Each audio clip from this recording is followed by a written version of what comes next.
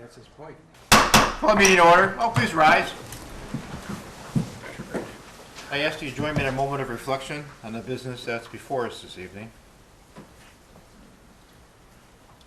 And please join me in the Pledge of Allegiance. I pledge allegiance to the flag of the United States of America and to the republic for which it stands, one nation, under God, indivisible, with liberty and justice for all. Clerk, please take the roll. Alderman Basso. Here. Alderman Begley. Here. Alderman Violet. Alderman Clifford. Here. Alderman Key. Here. Alderman Lewandowski. Here. Alderman McGovern. Alderman McGrogan. Mayor, City Clerk, Treasurer, and Attorney are all present. All right, no special presentations tonight. Under the consent calendar, I've got 3 items: the approval of the City Council minutes from July 20th, 2021, along with the approval of the payroll and the voucher list for the period ending July 30th, 2021, and a motion to approve a request for a special event permit from Trinity Chicago Christian High School, to conduct their Light the Night Family Run on September 11th, 2021. Someone please make the motion on the consent calendar. Oh, make a motion. Moved by Alderman Second. King, seconded by Alderman Clifford. Discussion. Roll call. Alderman Begley. Approve. Alder- Aye. Alderman Basso. Aye. Alderman Clifford. Aye. Alderman Key. Yes. Alderman Lewandowski. Aye. Okay. All right, no sealed bids tonight. Just a couple things under my night report. Tonight is the police night out over at the police station to our west. Started at 6 o'clock. It runs till 9 o'clock. So if you get out of here, if you'd like to go over and say hi to all the police department, there's fun and games. If you have kids out there, there's a bouncy gym or whatever they call that. There's a lot of fire equipment, food for people. You can get a hamburger or a hot dog, go on over. But it's nice to recognize with the efforts of our police department. And also, if you would please put your porch light on when you get home tonight, just to support the police and their efforts throughout our town. Thursday night, we're having our last concert of the summer, which is the Chicago Experience. Last year, that was our biggest concert. It's a fantastic Chicago cover band. Starts at 7 o'clock till 8:30, so I'd say get there early to get a nice seat, and it'll be weather says should be pretty nice that night. And then just a word to the wise, school is starting. Unfortunately, it's already here. I can't believe it's the middle of August almost, but so kids are going to be going back to school. So as you are up early in the morning, maybe going to work or coming home, watch out for the kids that are going to the bus or actually walking over to the school. So please keep them in mind as you drive through town. That's all I have, actually. City Clerk? No report this evening. City Treasurer? Thank you, Mr. Mayor. No report tonight. City Attorney? No report, Mr. Mayor. Any communications anyone have? Citizens wishing to address the council anyone tonight? Okay, under reports, Finance Committee, any Alderman McGrogan? No, none. Calling? None at this time. All right, fine, thank you. Public Safety, Alderman Basso? Yes, Mayor. I'd just like to rephrase again all our constituents to have the opportunity to visit our police department on Police Night Out. And secondly, to refresh our memories about my report from last meeting about scams. And thanks to the police chief, I got an email from him regarding a new take on the grandparent scam. And it's getting more and more unbelievable as we sit here. So in essence, everyone knows the grandparent scam. You get a phone call, your grandchild's in trouble someplace, please send me bail money, please send me bond money, please send me something to get out of jail. And I guess everyone is catching on to that, or most of us are catching on to that, so now there's a new take on that. If you'll bear with me for a minute, I'll read this from the FBI. The FBI warns of criminal actors' alleged use of carriers to collect money in a grandparent fraud scheme. Criminal actors, they're obviously hiring professional people now, target elderly U.S. citizens in a grandparent fraud scheme in which they arrange for couriers to pick up bail money in person at the victim's residence. Criminals technology contact with their victims and pose as a grandchild or another family member in distress who has been arrested and needs bail money. They may also pose as a representative of the detained relative, such as an attorney or a bail bondsman. Criminal actors then send couriers to collect the money in person from the victim's residence. In some instances, rideshare drivers are used to pick up the money.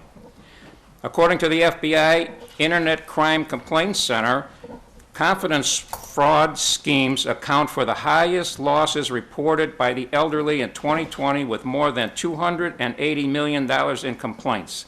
From January 20th to June 21st, the FBI received over 650 reports of potential grandparent scams using this sham. So, tips to protect yourself. Always be aware, be alert, be on guard. Be careful what you post online. Scammers can use details shared on social media platforms and dating sites for targeting purposes. Be suspicious of telephone calls that require you to immediately take action and request bail money for a family member in distress. Contact the family member directly for confirmation. Be careful with caller IDs that look familiar.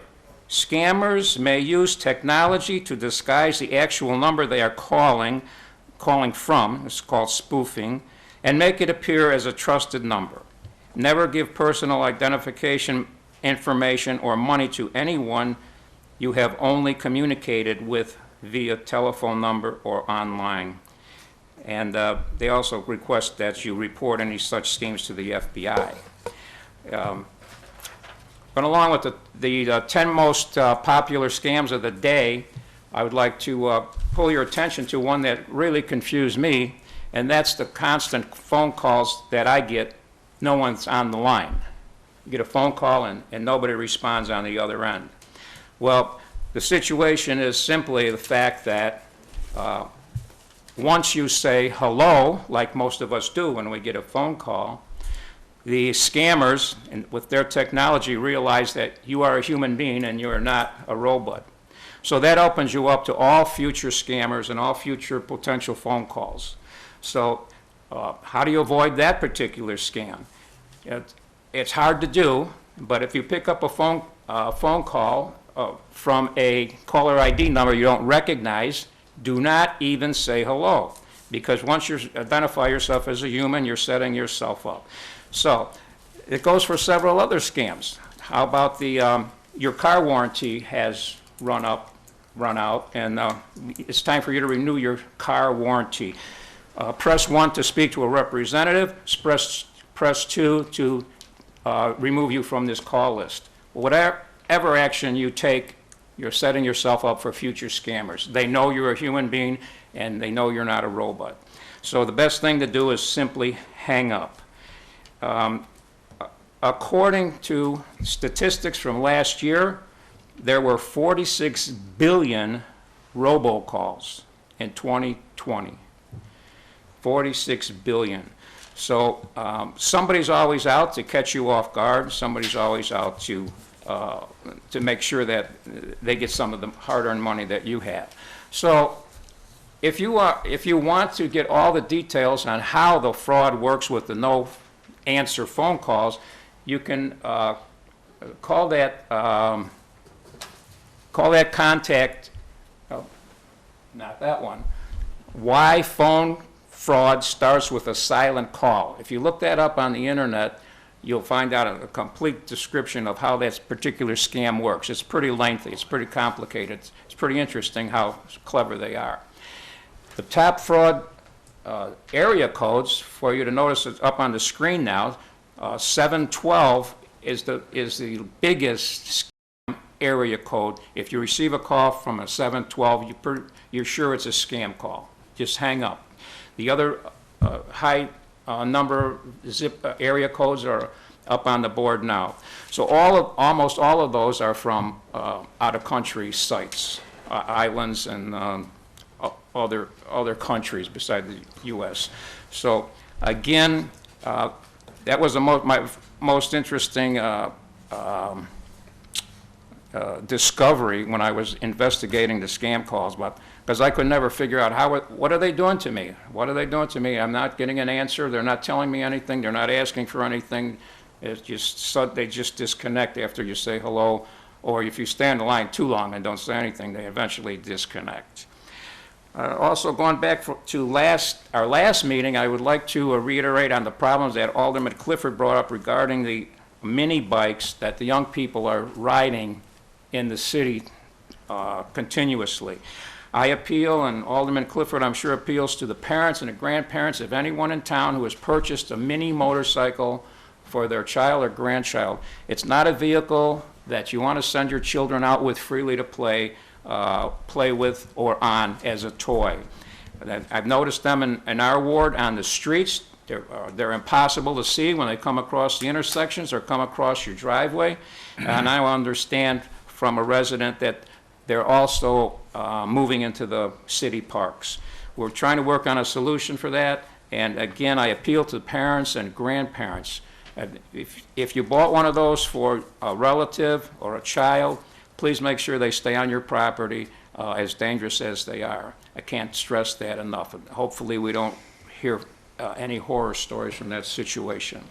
And that's the end of my report. Thank you, Alderman. Mr. Mayor? Yes. So I'm very thankful to Alderman Basso for the scam alert from 2 weeks ago, because just Wednesday, my wife and I got in the car to drive downstate, and we were about to get on the expressway. My mother-in-law called. She was very upset, and it was exactly the scam that you were talking about. And, you know, she's elderly, and I had to pull off into a parking lot, and my wife was very upset, and I said, listen, you know, Alderman Basso talked about this exact same thing, and then it was followed up with an article in the Regional as well. I said, I'm pretty sure this is a scam. So she's made several phone calls and cleared it up. And so I was thankful to have that information. And then on the mini bike thing, where, like in Palmer Park, where we've just had that redesigned and constructed, and now there's a new walking path around there. The rec department is going to put a couple signs that say no motorized vehicles of any kind are allowed, because the mini bikes are not the only vehicles that have motors on them that could be used by children. So none of those are allowed on the bike path or the walking path. So we're going to put some signs up to help with that situation. Good. Yeah, thank you. Great, thank you. All right, municipal grounds and property, Alderman Begley. I have no report, Mayor. All right, thank you. Alderman Clifford's taking over for Alderman McGovern tonight for planning and zoning. Excuse me, Mr. Yes, Mr. Mayor. Just like old times.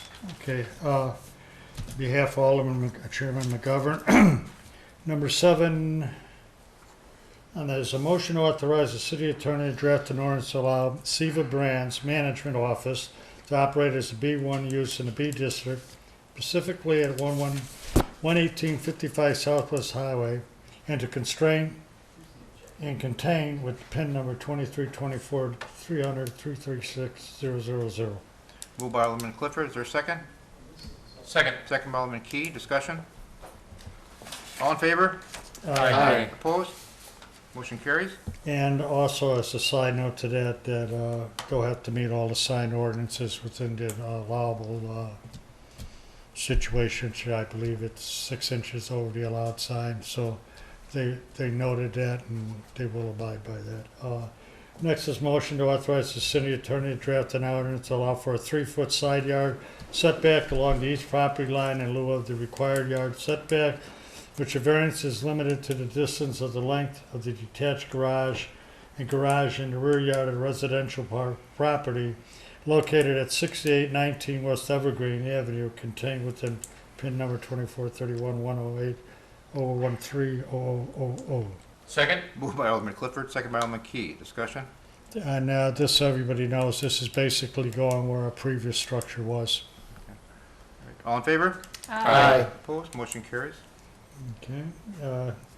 And the next one here is a motion. I'm going to read this one here. Jack, do you Oh, want 9? This is pertaining Jack, do you to want the first of the motion to waive waive the rules to adopt the ordinance. to move by Alderman Key, or Clifford? Is there a second? Second. Second by Alderman Key. All in favor? Aye. Opposed, motion carries. Motion to adopt an ordinance to allow a 3-foot side yard setback along the east property line in lieu of the required yard setback for variance which is limited to the distance of the length of the detached garage in the rear yard of the residential property located at 6819 West Evergreen, contained within PIN number aforementioned. Move by Alderman Second. Clifford, second by Alderman Key. Discussion? Roll And this call. is so everybody knows what we're doing here is there was a request to move this along because of his contractor's time and constraint of to speed up the construction, get it done. Okay, roll call. Alderman Lewandowski. Aye. Alderman Key. Yes. Alderman Clifford. Aye. Alderman Begley. Aye. Alderman Basso. Aye. Motion carries. Okay, number 11 is motion to authorize the city attorney to draft an ordinance to allow for a 6-foot privacy fence to extend beyond the southern building line or the south property line along the one lot block for 126th Street in lieu of the required 0 feet beyond the front building line. Thence easterly to the east property line, thence northerly along the east property line to the north property line of the principal residence located at the corner of 125-61 68th Court. Moved by Alderman Clifford, Second. second by Alderman Key. Discussion? And if you'd like an explanation of all the thentses and easterlies, the situation is this. The house is on the corner on the northern side. He's coming off, which is allowable, no variance required, off of this fence, heading north, down the north property line to where a row comes in, which is still under consideration, and the owner doesn't own it at this time. When that becomes legal, he'll then continue the fence back through the row to his backyard. In the meantime, it's over to the south, coming up to his drive, stop, a gate installed, then coming up and over 9 feet back from the front side of the southern part of the house. So sort of like, I can't draw it there, but to give you an example, so people here know, it's coming off this way, back that way, back over here, up to the drive, up to here, and then back to the house. Okay, all in favor? Aye. Opposed? I draw it on there if I could, but That's okay. You It's paint, in the packet. you paint quite the picture with your words, Alderman. well, a lot of people ask, you read all these, and it's been answered, and I'd just like to explain so everybody understands it. They always ask, that's in there and the way these things are written, and it gets a little confusing what they're doing here. And it's really pretty simple what we're doing, so. That's it? And that's the end of right. Mr. McGovern's report. Recreation, Alderman Key? Thank you, Mr. Mayor. So, as you mentioned before, our last concert in the park is this Thursday, 7 o'clock by the gazebo. Come early, enjoy some of the food that we have vendors come out that night, and we want to thank CNB Bank at 127th and Ridgeland who sponsors all of our concerts in the park. They also sponsor our movies in the park. The last one is going to be August 12th. It's going to be in Myers Park, which is the park right behind the rec center, and Hocus Pocus is the name of that movie that we're showing. And that concludes my report, Mr. Mayor. Thank you, sir. Roads and construction, Alderman Clifford? Thank you, Mr. Mayor. I have a slight report on a summary of the roads and construction activities within the city. Number 1, the 123rd Street project is progressing on schedule. The water main is installed from 76th to 73rd Avenue. Culvert and drainage works began on 76th Avenue, moving east. Number 2, the MFT roads program is almost complete. Stone shoulders restoration and punch list items remain. Number 3, Public Works is completing miscellaneous road patching work west of Harlem Avenue between Route 83 and 127. Harlem Avenue is in the ground down for scheduled resurfacing between the Cal-Sag and 127th Street. And one side note, I can find it here, is that we are doing patching on 75th Avenue, Richard Avenue, 73rd Court, and 72nd Court, and we plan on addressing the old Westgate and Navajo Hills situations in the next few weeks. So far everything's on schedule as far as our road program, reconstruction, the FAU on 123rd. So far everything's going well, and my kudos to the Public Works Department and Adam for keeping it in line there. Good. So that's it Right. for the people out there. So they Thank know. you. License, permits, and franchise, Alderman Lewandowski? Thank you, Mr. Mayor. I have one item on the agenda this evening. Item number 12, a motion to adopt an ordinance updating the city code, section 150.110, commercial tents. Moved by Alderman Lewandowski, is there a second? Second. Second by Alderman Basso, discussion? Mr. Mayor, as discussed at the last city council meeting, many of our neighboring communities have expanded their commercial tent guidelines since COVID in order to help out businesses to have some outdoor dining. Excuse me, and at the last city council meeting, city attorney drafted the ordinance that's before us this evening, allowing tents 180 day, a maximum of 180 days, weather permitting, subject to the approval of the mayor or the building commissioner during normal business hours, and live music is permitted by a special use permit attached to the liquor license. All right. Any discussion?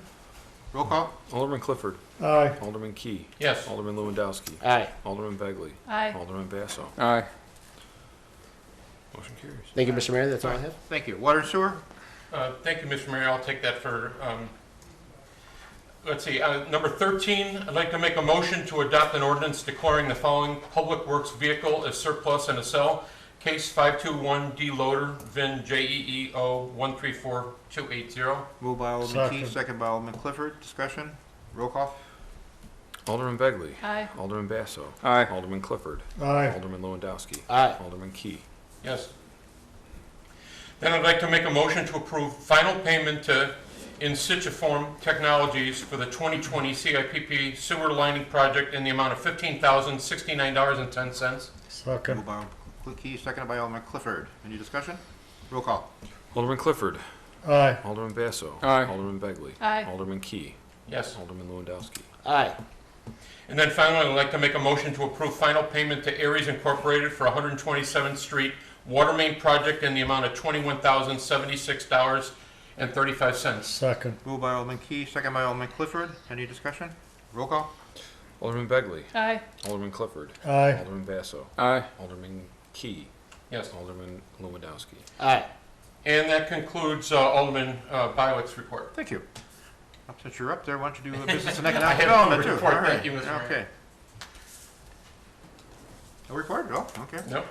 Alderman McGovern, I assume, does not have a report for, He just asked Cable? me to reiterate, they're still looking for volunteers. as always? Yep. And I'd like to compliment our crew and staff for their diligent work on interviewing new businesses around town in a nonstop thing in a very professional way. So Great. our hats off to them. Thank you. Any old business? Citizens wishing to ask questions? New business? Entertain a motion to adjourn. Second. All in favor? Aye. Opposed?